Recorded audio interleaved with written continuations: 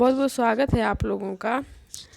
शुरू करते हैं आज का वीडियो। आज का वीडियो प्रश्न पत्र 2 डीएलएड सेमेस्टर सेकेंड सेमेस्टर का सेकेंड पेपर है। प्रारंभिक शिक्षा के नवीन प्रयास के अंतर्गत अति लघु तो हो चुका है उसके 2-3 वीडियो। ये लघुत्तरी प्रश्न जो 10 प्रश्न आते हैं, ठीक है, 2-2 नंबर के, 20 नंबर के। तो हमको लगा इस पे 1 या 2 वीडियो बना देना चाहिए जिससे आपके प्रश्न भी हो जाएं। और जो महत्वपूर्ण वीडियो हैं और ये पूछे जा चुके हैं, देखिए, बच्चों के बाल अधिकार के संबंध में प्रमुख प्रावधानों का उल्लेख कीजिए। यह जो है 2016 में भी आया है, 2019 में भी आया है, अति लघु में भी आ रहा है और ऑब्जेक्टिव में भी आ रहा है। तो इस पे ज़रा सा हम देख लेते हैं इसको। जैसे मान लीजिए पूछ दिया कि बच्चों के या बाल अधिकार के संबंध में यूएनओ यानी कि यूनाइटेड जो नेशन है, संयुक्त राष्ट्र संघ जो है, वह उसने कब घोषणा की थी? तो 20 नवंबर 1989। ध्यान रखिएगा, ठीक है। संयुक्त राष्ट्र संघ ने बालकों के अधिकारों की घोषणा 20 नवंबर 1989 को की। इस घोषणा का मुख्य उद्देश्य विश्व के समस्त बालकों हेतु मूलभूत मानवीय अधिकारों को सुनिश्चित करना था। भारत सरकार ने इस घोषणा को 11 दिसंबर 1992 में भी क्वेश्चन आ सकता है कि यूएनओ द्वारा घोषित जो बाल अधिकार अधिनियम था उसे भारत सरकार ने कब लागू किया, कब स्वीकारा? तो 11 दिसंबर 1992 को स्वीकार किया, जिसके मुख्य बिंदु निम्नलिखित है। पहला है बच्चों को जन्म के तुरंत बाद पंजीकरण और राष्ट्रीयता प्राप्त करने का अधिकार, ठीक है, जन्म पंजीकरण और राष्ट्रीयता। दूसरा है प्रत्येक बच्चे को अपनी राष्ट्रीयता, नाम एवं पारिवारिक नाम बनाए रखने का अधिकार। बच्चों के माता पिता की इच्छा के विरुद्ध अलग न करना। माता पिता अथवा परिवार में पुनः एकीकरण और संबंध बनाए रखने का अधिकार। बच्चों के अपहरण, क्रय विक्रय एवं व्यापार को रोकने के लिए राष्ट्र द्वारा कानून बनाना। यदि माता पिता अथवा उनके लिए रखे गए उत्तरदायी व्यक्ति बच्चों के साथ दुर्व्यवहार करते हैं तो राष्ट्र जो है उन्हें संरक्षण नहीं देगा, ठीक है। बच्चों को नशीले द्रव्यों का प्रयोग करने से रोकना। जहां गोद लेने की मान्यता है वहां बच्चों के हित को ध्यान में रखना। शरणार्थी बच्चों को संरक्षण प्रदान करना। बच्चों को आर्थिक शोषण, खतरनाक कार्य करने तथा शारीरिक, मानसिक, नैतिक तथा आत्मिक दृष्टि से होने से बचाना। देखिए, इसमें 10 दिया हुआ, अगर लघुत्तरी प्रश्न में आता है तो कम से कम 5 तो आपको करना ही होगा और 5 आपको याद भी हो गया होगा। जन्म पंजीकरण और राष्ट्रीयता प्राप्त करने के बाद नाम एवं पारिवारिक नाम बनाए रखना। माता पिता की इच्छा के विरुद्ध उन्हें अलग न करना। माता पिता और परिवार से पुनः एकीकरण और संबंध बनाए रखने का अधिकार। क्रय विक्रय को रोकना, ठीक है, और दुर्व्यवहार करने वाले व्यक्तियों को संरक्षण नहीं देना। नशीले द्रव्य पदार्थों का प्रयोग नहीं करना। शरणार्थी बच्चों को भी संरक्षण देना। तो इस तरह से ये हो गए बाल अधिकार के संबंध में मुख्य प्रावधान जो कि संयुक्त राष्ट्र संघ द्वारा बनाया गया था। भारत में भी इसे लागू किया गया था 1992 में। अब नेक्स्ट क्वेश्चन पे हम चलते हैं। उड काफ़ी महत्वपूर्ण प्रश्न है। उड घोषणा पत्र भारतीय शिक्षा का महाधिकार पत्र कहलाता है, इसकी विवेचना कीजिए। तो जब इस तरह से आएगा तो आपको मूल्यांकन करना होगा। मूल्यांकन में गुण और दोष जो है दोनों ही आता है, ठीक है। तो इसमें देखिए 10-11 दिया हुआ है, तो कम से कम 5-6 आपको लिखना होगा। तो पहला देखते हैं मैकाले कह रहे हैं उड का घोषणा पत्र 1954 में। पहला है शिक्षा के स्तर को ऊंचा उठाने के लिए घोषणा पत्र ने शिक्षक प्रशिक्षण विद्यालय, ठीक है, टीचर्स ट्रेनिंग जो है विद्यालय खोलने और शिक्षकों को अच्छा वेतन देने का सुझाव दिया। ध्यान रखिएगा, शिक्षक प्रशिक्षण विद्यालय। दूसरा है इस घोषणा पत्र द्वारा प्रथम बार यह अनुभव किया गया कि भारतीयों की शिक्षा का दायित्व सरकार पर है। तीसरा है छनाई के सिद्धांत को अस्वीकार किया गया, ठीक है, जन शिक्षा के प्रसार पर बल दिया गया। छनाई में क्या था? उच्च वर्ग को शिक्षा देना, तो उसे अस्वीकार करके जन शिक्षा यानी सभी को शिक्षा दिया जाना चाहिए। इस घोषणा पत्र के द्वारा पहली बार संपूर्ण देश के लिए एक व्यापक शिक्षा योजना प्रस्तुत की गई, जिसमें प्राथमिक शिक्षा से लेकर विश्वविद्यालय तक की शिक्षा को स्थान दिया गया। घोषणा पत्र के द्वारा एक निश्चित शिक्षा नीति को स्वीकार किया गया और शिक्षा के उद्देश्य निर्धारित किए गए। प्रत्येक प्रांत में शिक्षा विभाग की स्थापना करके शिक्षा को सुव्यवस्थित और सुसंगठित बनाने का प्रयास किया गया। शिक्षा प्राप्ति के लिए निर्धन छात्रों को छात्रवृत्ति देने की सिफारिश की गई। भारतीय भाषाओं में पुस्तकें लिखवाने की व्यवस्था की गई। भारतीय संस्थानों के पुनरुत्थान की ओर ध्यान दिया गया। अंग्रेजी भाषा के साथ साथ देसी भाषाओं को भी माध्यम के रूप में स्वीकार किया गया और पाठ्यक्रम में स्थान दिया गया। श्री जेम्स ने इस घोषणा पत्र को भारतीय शिक्षा का महाधिकार पत्र कहा है।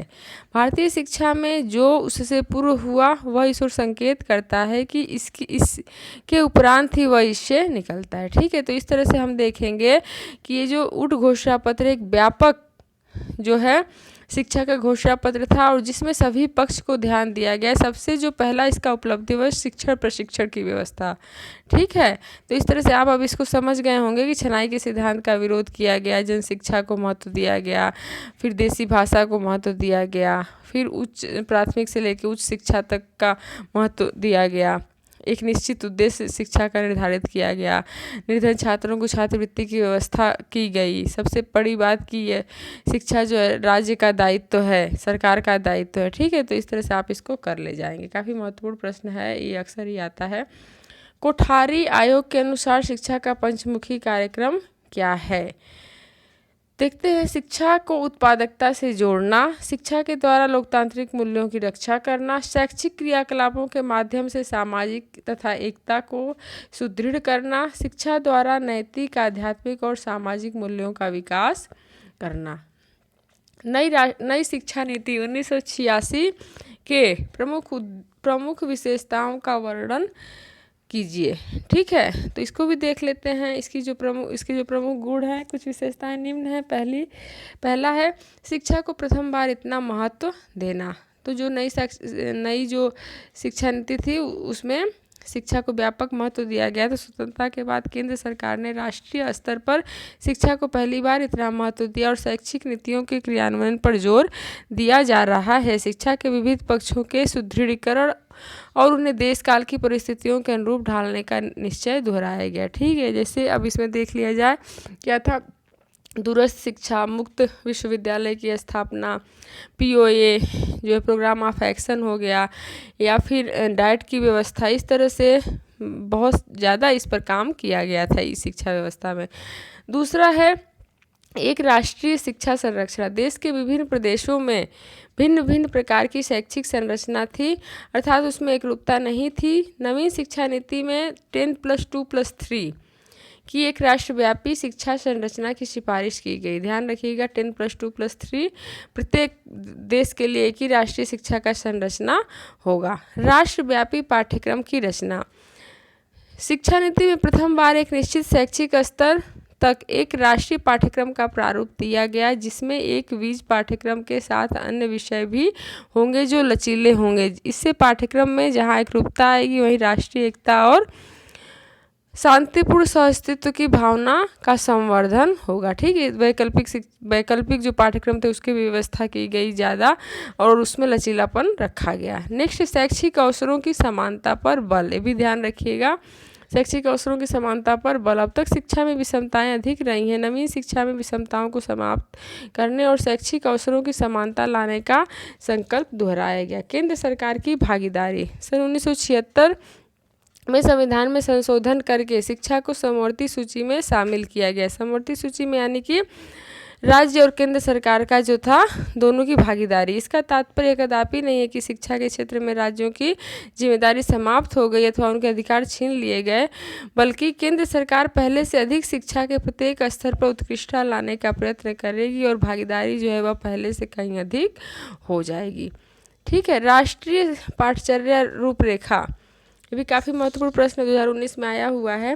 बाल अधिकारों के संदर्भ में राष्ट्रीय पाठचर्या की रूपरेखा 2005 में शिक्षण एवं आकलन की विधाओं में परिवर्तन प्रस्तावित किए गए। इस प्रस्तावित परिवर्तनों पर प्रदेश के प्रत्येक स्तर हिस्से में विचार विमर्श एवं चिंतन किया गया तथा इसमें प्रतिष्ठित विद्वान, प्राध्यापक, शिक्षक, अभिभावक, गैर सरकारी संस्थानों, प्रतिनिधियों, शैक्षिक अधिकारी और विभिन्न स्तरों पर मौजूद अन्य संबंधित व्यक्तियों से सुझाव लेने के लिए प्रदेश स्तर पर सम्मेलनों का आयोजन किया गया। विचार मंथन की व्यापक श्रृंखला में प्रारंभिक शिक्षा की गुणवत्ता के विविध आयामों के संबंध में मौजूदा दृष्टि में जो है वह समीक्षा की गई और इसके पश्चात प्रदेश ने अपने पुनरीक्षित गुणवत्ता शिक्षा विजन का विकास किया है। ठीक है। नेक्स्ट, संपूर्ण साक्षरता अभियान के उत्तरदायी अभिकरण कौन से हैं? तो संपूर्ण साक्षरता अभियान के जो उत्तरदायी संगठन है वह हैं जिला शिक्षा समितियां, स्वैच्छिक संगठन, विश्वविद्यालय अनुदान आयोग, श्रमिक विद्यापीठ, नेहरू युवा केंद्र और संपूर्ण साक्षरता एवं सतत शिक्षा कार्यक्रमों का संचालन। कस्तूरबा गांधी विद्यालय का परिचय दीजिए। तो बालिका शिक्षा के अंतर्गत बाहर की बालिकाओं विशेषकर शाला त्यागी बालिकाओं हेतु कस्तूरबा गांधी आवासीय विद्यालय की स्थापना करने का प्रावधान है। उत्तर प्रदेश बेसिक शिक्षा परियोजना के उद्देश्य क्या हैं? तो इसके अंतर्गत विद्यालय सुलभ कराना, यानी 300 की आबादी और 1.5 किलोमीटर की दूरी पर प्राथमिक विद्यालयों वैकल्पिक शिक्षा केंद्रों को खोलना शामिल किया गया है। दूसरा है नामांकन। नामांकन के अंतर्गत देखेंगे वर्ष 2000 तक 6 से 11 वर्ष तक के सभी बालक बालिकाओं का विद्यालयों में नामांकन। उपलब्धि प्राप्त करना 2000 तक विद्यालयों में नामांकित बच्चों में न्यूनतम अधिगम स्तर की दक्षताएं विकसित करना। सतत शिक्षा लगभग 5000 ग्रामीण क्षेत्र की आबादी पर सतत सुविधा उपलब्ध कराना। उत्तर प्रदेश बेसिक शिक्षा परियोजना अथवा उत्तर प्रदेश के सभी शिक्षा परियोजना के 2 प्रमुख कार्य हैं। पहला जो है प्रबंधकीय कार्य।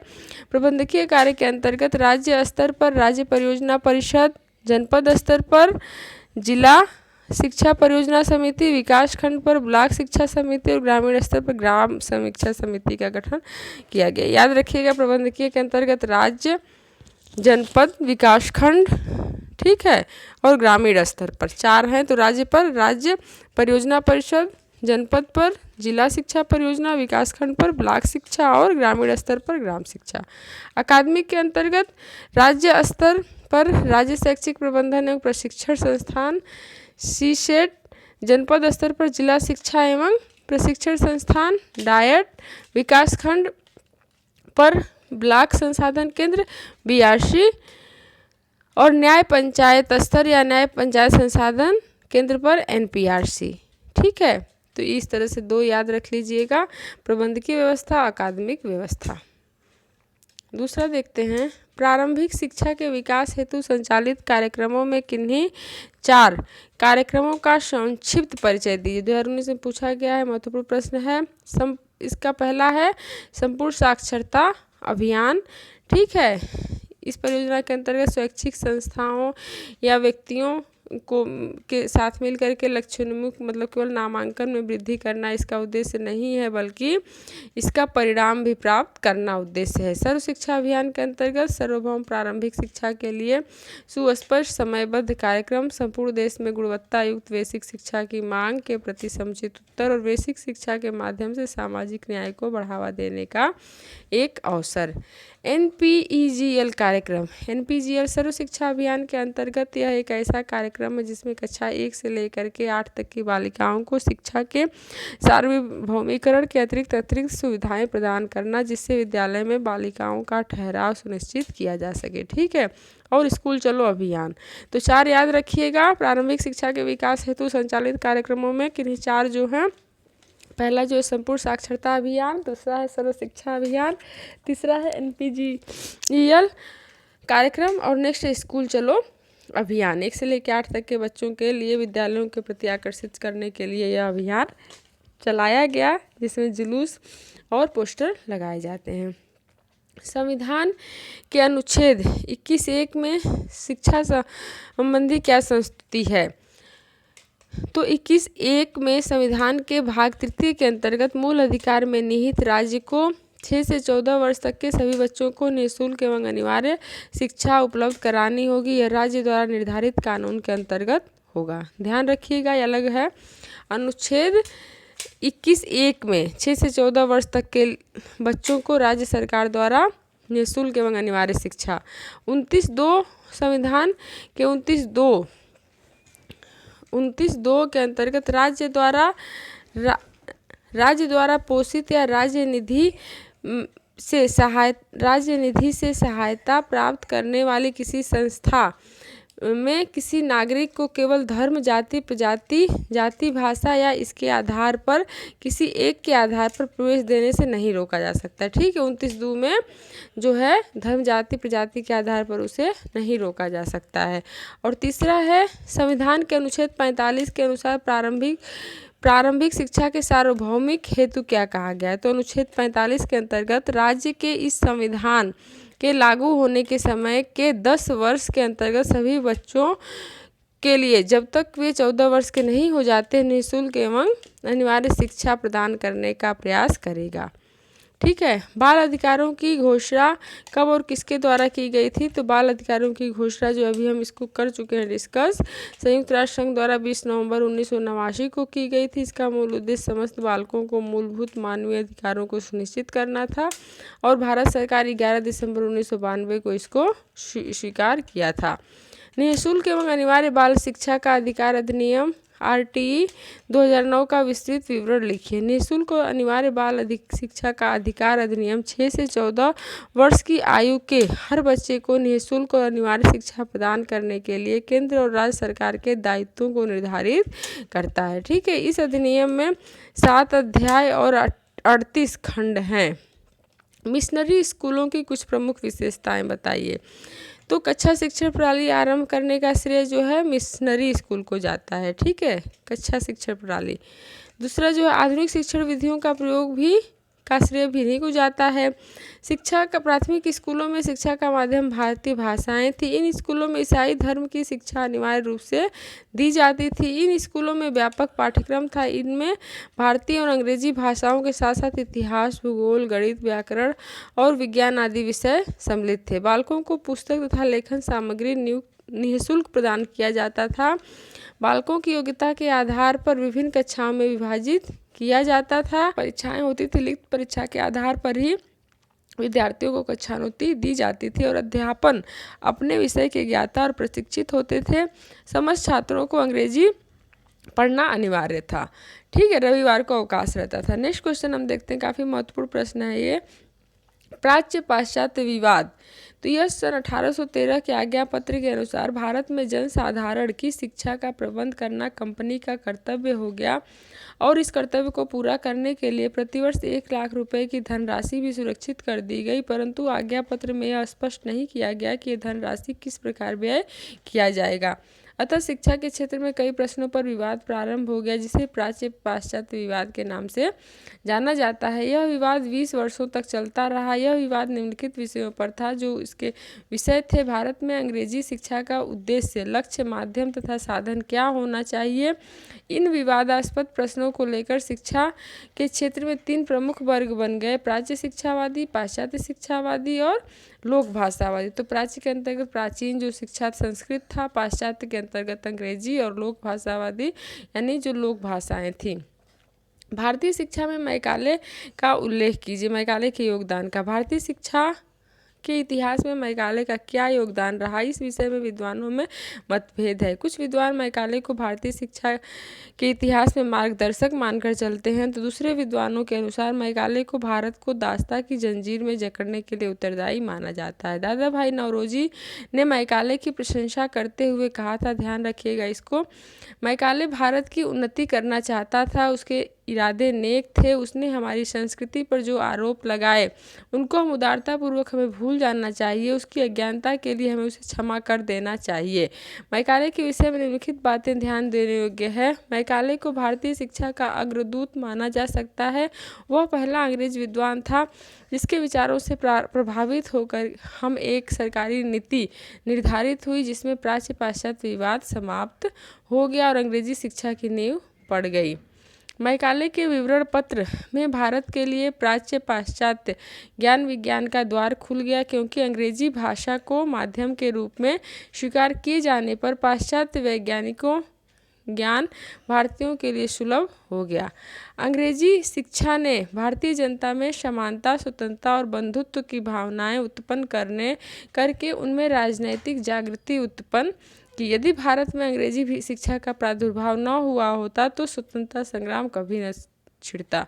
मैकाले के विवरण पत्र में कुछ खामियां थी, उनकी सिफारिशों को मान लेने पर भारतीय जनता पर कुछ दुष्प्रभाव भी पड़े, इसलिए मैकाले की कटु आलोचना भी की गई।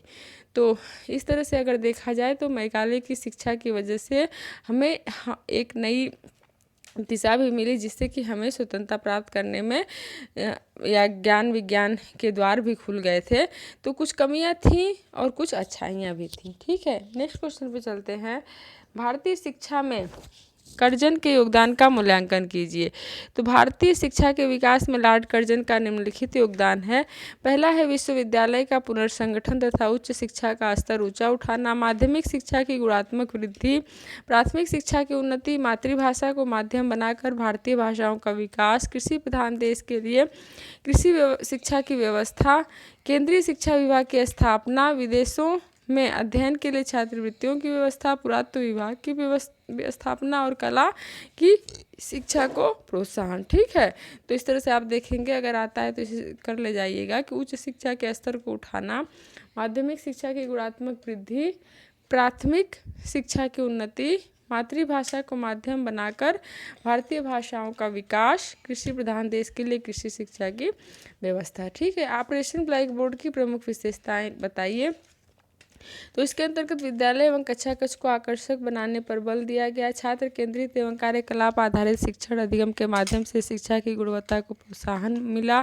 विद्यालय के प्रभावी रूप से कार्य करने के लिए भवन, अध्यापकों एवं शिक्षण सामग्री के संबंध में सुविधाएं, अध्ययन अध्यापन प्रक्रिया के न्यूनतम मदों का उल्लेख किया गया। प्रत्येक मद की गुणवत्ता बनाए रखने के उद्देश्य से आपूर्ति किए जाने वाले प्रत्येक मद के मानक और उसकी विशिष्टताएं निर्धारित की गई। प्राथमिक शिक्षा में अध्यापकों का विशेष अनुस्थापन कार्यक्रम एसओपीटी कब प्रारंभ हुआ? इसके किन्हीं दो उद्देश्यों का विस्तार कीजिए। तो प्राथमिक शिक्षा में अध्यापकों का विशेष अनुस्थापन कार्यक्रम एसओपीटी कार्यक्रम संपूर्ण देश में 1993-94 में प्रारंभ हुआ था। इसके जो उद्देश्य हैं वह निम्न है। पहला, एनसीईआरटी सन 1991 की राष्ट्रीय रिपोर्ट में चर्चित न्यूनतम अधिगम स्तर की दक्षताओं पर बल देना। ऑपरेशन ब्लैक बोर्ड के अंतर्गत प्राथमिक विद्यालयों में दी जाने वाली सामग्री का उचित उपयोग करने की दक्षता का विकास करना। अध्यापकों को छात्र छात्राओं को केंद्रित अधिगम अपनाने के लिए प्रोत्साहन करना।